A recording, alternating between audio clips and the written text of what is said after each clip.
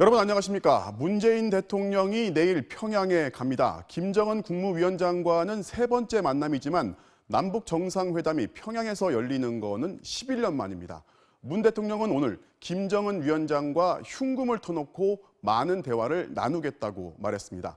정상회담을 하루 앞둔 청와대 분위기 취재기자 연결해서 알아보겠습니다. 자, 이세혁 기자, 다른 정상회담에 비해서 준비 기간이 촉박했어요. 오늘까지도 꽤 분주했을 것 같은데 청와대 준비 상황 어떻습니까?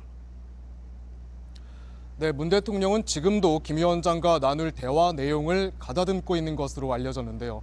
지난 4.27 판문점 회담 전날도 문 대통령 밤 11시까지 연설비서관과 합의문 초안을 검토하고 수정했는데 오늘도 밤 늦게까지 검토가 이어질 듯합니다. 앞서 오늘 수석보좌관 회의에선 문 대통령은 이번 정상회담의 궁극적인 목표를 밝혔는데요. 직접 들어보시죠. 제가 얻고자 하는 것은 평화입니다. 국제 정세에 따라 흔들릴 수 있는 임시적 평화가 아니라 국제 정세가 어떻게 되든 흔들리지 않는 그야말로 불가역적이고 항구적인 평화입니다.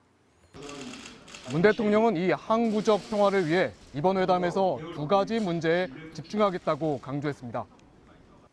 첫째는 남북한 사이에서 군사적 대치 상황으로 인한 긴장과 전쟁의 공포를 우선적으로 해소하는 것입니다. 둘째는 비핵화를 위한 북미 대화를 촉진하는 것입니다. 또 지금은 선언이나 합의를 더하는 게 필요한 게 아니라 상호 신뢰 구축이 더 중요한 만큼 대화를 많이 나누는 게 목표라고 했습니다. 특히 비핵화는 팽팽히 맞서고 있는 미국과 북한의 입장 사이에서 접점을 찾기 위해 허심탄회한 대화를 나누겠다고 했습니다. 대화를 통한 설득과 중재 역할에 초점을 맞추겠다는 겁니다. 자, 문 대통령이 흉금을 터놓겠다, 허심탄회하게 대화하겠다 이렇게 진정성을 강조를 한 부분이 눈에 들어옵니다. 자, 평양까지 비행기로 이동을 할 텐데 내일 아침 출발을 하겠죠?